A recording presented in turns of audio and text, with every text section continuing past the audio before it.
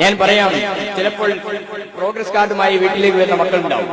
അവര് നോക്കുന്ന സമയത്ത് ഇംഗ്ലീഷിന് 5 മാർക്ക്, കെമിസ്ട്രിക്ക് 45 മാർക്ക്, ബയോളജിക്ക് 48 മാർക്ക്.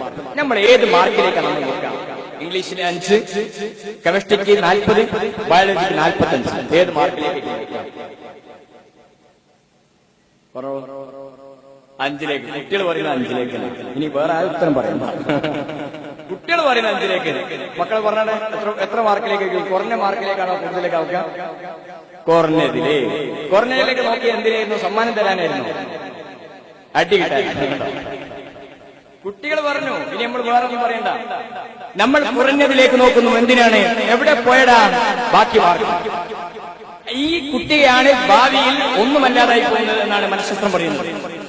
5 മാർക്ക് കിട്ടിയ കുട്ടിയോട് നിങ്ങൾ ചോദിക്കുന്ന ചോദ്യം നിങ്ങൾ സമ്മാനത്തിനല്ല, നിങ്ങൾ ആ കുട്ടിയെ പ്രോത്സാഹിപ്പിക്കാനല്ല, ഇതിന്റെ കുറവ് എവിടെ കണ്ടെത്തിയെന്നാണ്. പക്ഷെ അതല്ലേ എന്ന് പറയേണ്ടിരുന്നത്.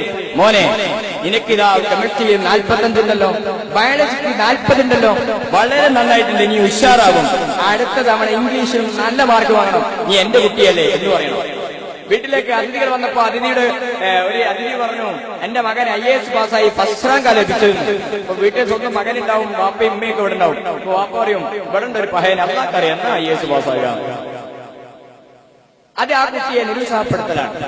നിങ്ങൾ എന്ത് ചെയ്യണം? ഞാൻ ചോദിക്കട്ടെ, 1ാം ക്ലാസ്സിൽ നിന്ന് പാസ്സായതിനു ശേഷം ആ കുട്ടിക്ക് നിങ്ങൾ ഷെയ്ക്കാൻ കൊടുത്ത ആൾക്കാരൊന്ന് കൈപൊക്കി. ജയിച്ചു എന്ന വാർത്ത പറഞ്ഞപ്പോൾ നിങ്ങൾ ഷെയ്ക്കാൻ കൊടുത്ത ആൾക്കാരൊന്ന് കൈപൊക്കിയാണ്. പിന്നെ എങ്ങനെ മക്കള് ഡോക്ടറാവുക? നിങ്ങളുടെ മക്കൾ ഇനി ഭാവിയിൽ ഡോക്ടർ, എഞ്ചിനീയർ, അഡ്വക്കേറ്റ് തുടങ്ങിയ മേഖലയിൽ വളരണോ? കുട്ടികൾക്ക് കിട്ടേണ്ട 3 കാര്യങ്ങളിൽ പ്രധാനപ്പെട്ട ഒരു കാര്യമുണ്ട്. ഒന്ന് physical needs, psychological needs and spiritual needs. 3 നീഡ്സുകളുണ്ട്. ഒന്ന് ശാരീരിക ആവശ്യം, മാനസിക ആവശ്യം, ആത്മീയ ആവശ്യം. നിങ്ങൾ ശാരീരിക ആവശ്യം ചെലവഴിച്ചു കൊടുക്കുന്നുണ്ട്. വസ്ത്രങ്ങൾ ഇഷ്ടം പോലെ പണം കൊടുത്തിട്ട് നിങ്ങൾ വസ്ത്രം ചെലവഴിക്കുന്നുണ്ട്, ഭക്ഷണത്തിന് വേണ്ടി പണം ചെലവഴിക്കുന്നുണ്ട്. നിങ്ങൾ കുട്ടിയുടെ മാനസിക ആവശ്യത്തിന് വേണ്ടി സമയം ചെലവഴിക്കുന്നില്ല, കുട്ടിക്ക് സ്നേഹം കൊടുക്കുന്നില്ല, സ്വാതന്ത്ര്യം കൊടുക്കുന്നില്ല, അംഗീകാരം കൊടുക്കുന്നില്ല. സ്നേഹം എന്ന് പറഞ്ഞാൽ ഞാൻ നേരത്തെ പറഞ്ഞതുപോലെ നിങ്ങൾ പണം ചെലവഴിക്കുന്നതല്ല.